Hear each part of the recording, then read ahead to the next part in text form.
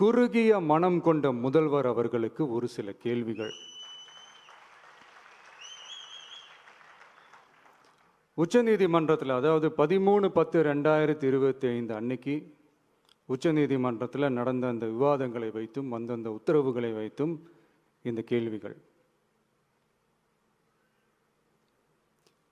இப்படி பொய் மூட்டைகளாக நம்மளை பற்றி இந்த அவதூறுகளை அவிழ்த்து விட்ட முதல்வர் அவர்களுக்கும் திமுக அரசுக்கும் சார்பாக கோடிகளை கொட்டி அமர்த்தப்பட்ட அறிவார்ந்த வழக்கறிஞர்கள் அவங்க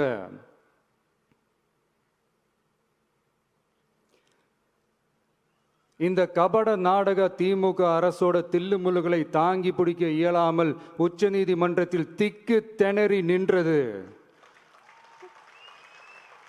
முதல்வர் அவர்களுக்கு மறந்துவிட்டதா? இந்த கரூர் சம்பவத்துக்கு அப்புறமே அவசரமா ஒரு தனிநபர் ஆணையம், அந்த தனிநபர் ஆணையத்தை அவமதிக்கிற மாதிரி அரசு உயர் அதிகாரிகள், காவல்துறை உயர் அதிகாரிகள் எல்லாருமே நம்மளை பற்றி ஃபுல்லாக இந்த அவதூறுகள் பரப்பி ஒரு செய்தியாளர்கள் சந்திப்பு அவசரமாக. இதெல்லாம் ஏன் நடக்குது? எதுக்காக நடக்குது அப்படின்னு ஒட்டுமொத்த தமிழக மக்களும் கேள்வி கேட்க ஆரம்பிச்சாங்க. இதுவும் தமிழக முதல்வர் மறந்துட்டாரா? அதுக்கப்புறம் அந்த தனிநபர் ஆணையத்தை தலையிலேயே கொட்டி வீட்டுக்கு அனுப்பிச்சிட்டாங்க. அது வேறு விஷயம்.